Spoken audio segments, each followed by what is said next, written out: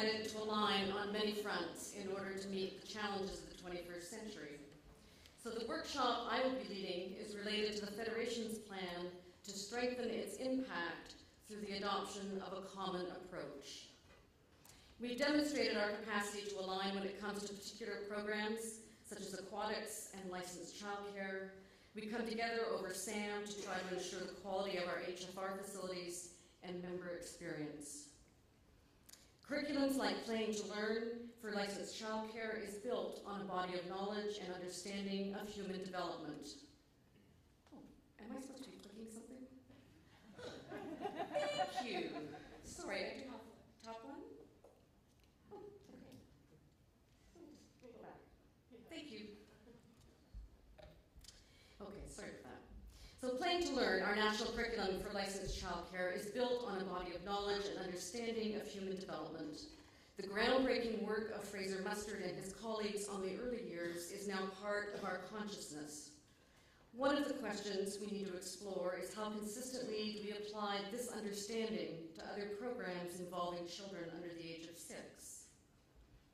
We now know that in Western culture, adolescence and young adulthood are distinct phases in human development. I'm behind here, I'm sorry, out of practice. There's the little one, I'm going to have that. Okay. That teenage brain is under as delicate a construction phase as it is in the early years, and we need to acquire an equal measure of knowledge and understanding if we are to be effective in supporting young people achieve their potential. Where the ground is less familiar for many of us is the fourfold. And no, it's not the dummy's rendition of Buddhism's eightfold path. This YMCA Canada document restates our commitment to developing people in body, mind, and spirit. That is our legacy. But it goes the next step. It suggests that in today's world, by bringing together the frameworks of the social determinants of health, asset building, the trans-theoretical model of change, and harm reduction, we will create communities for people of all ages that understand and respond to the fact that health is a resource for living, and not everyone has equal access to those things that make for a healthy life, including education, income, social networks, and decent living conditions. The stress of poverty on the body leads to higher rates of diabetes, heart disease, and obesity. We will create communities for people of all ages that understand and respond to the fact that every human being has strengths that are internal to who they are, but depending on the environment they grow up in, will either thrive or wither, because the adults and the institutions around them either create the external assets or the scaffolding, if you will, or they do not.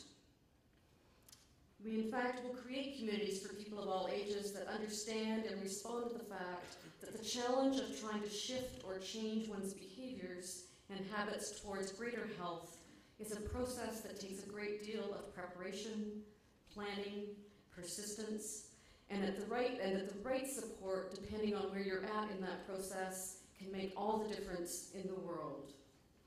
And finally, when we understand that all human behavior has positive intent, however maladaptive that behavior may seem to you as an outsider, and when we respect the right of every individual to make a choice, we will in fact be practicing harm reduction. We take risks every day in many of the things we do, and we take those risks because we believe there will be a benefit. What that means in the context of our YMCA and in the strengthening of our communities is really critical. Because human experience tells us that none of us let go of what we currently have until we can imagine another, more desirable future. We don't let go of a cigarette, a chocolate bar, or a knife. So now when I speak with program staff, the leap from these concepts to behavior is in fact somewhat straightforward, though it's not easy. You, as an audience, however, are an entirely different matter. And so the challenge of this little TED Talk was to try to figure out why a CEO or a CPO of a YMCA should take the time to learn more about these frameworks that guide our staff in how to deliver what we deliver to our communities. And there's 3 reasons. Let me catch up with the slides.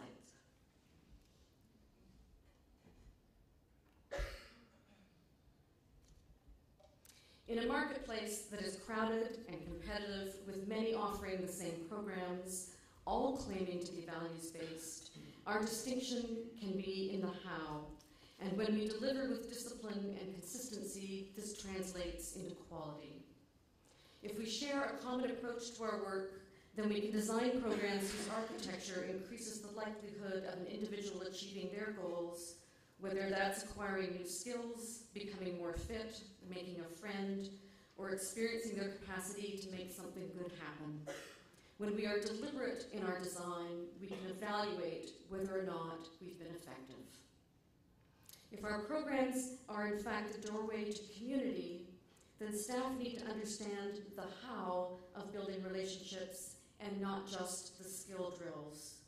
The research behind the social determinants of health tells us that social networks are critical to people's health and well-being. Isolation is more treacherous, in fact, to one's health than smoking. What we are also learning is that when people feel they are visible and they have a say in shaping the programs they participate in, they report more positive outcomes. And we've actually generated the evidence to demonstrate this. More positive outcomes opens the door to a greater likelihood that that person will stay involved with our YMCA, and now we can talk about member retention. It also increases the potential of support from donors and from funders. I believe that if we do our due diligence in demonstrating our effectiveness, showing, not telling, then we will be invited to the table where policy decisions are made. The second reason I'm hoping you will care is that we're actually entering a time of fiscal austerity by government as they focus on reducing the deficit while not raising taxes. This leaves them with a very narrow range of options for finding resources and saving money. And I would suggest to you what that reads is a risk to the cutting of programs, and especially programs where there is no evidence that they're doing any good. The third reason I'm hoping you will care is that RBC's outlook on the Canadian economy, while generally positive, warns us that household spending is also increasingly restrained. Families are making choices, and governments have put in place the policies to support that. So the equation is a tough one. It's increased competitiveness in the marketplace with increased austerity of government and increasing restraint in terms of households and their incomes. And that is a call to us in terms of our need to ensure a distinct approach and quality delivery. As we were talking in the youth forum earlier this weekend, the YMCA is not a building, and it is not a program or even a portfolio of programs. Our hope is that if you, as our most senior leaders, can open the lens on your focus beyond those assets so that we don't go down the road of other great Western institutions who have in fact earned reputations for great real estate holdings, but in fact many are nearly empty on Sunday mornings because they have become or experienced as irrelevant in the lives of the majority of Canadians. I believe it is only by being together with a shared understanding of an informed set of principles about human development, about our need of one another, and an acceptance of the challenges this brings, that we will remain relevant to our communities.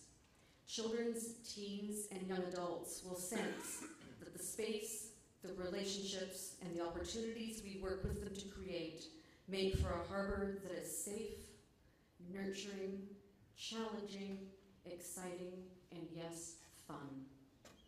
We will enable them to realize their dreams, to be resilient in the face of challenges and disappointments, and be equipped to navigate the choppy waters of our times. And if the complexity of what I'm talking about scares you, we got there already, I would suggest, and these are simply draft, these have not been blessed and approved, but in fact, it can be expressed in 6 very simple statements for our staff, which I'll let you read. So if any of this intrigues you, I would be delighted to have you join me this afternoon. Thank you.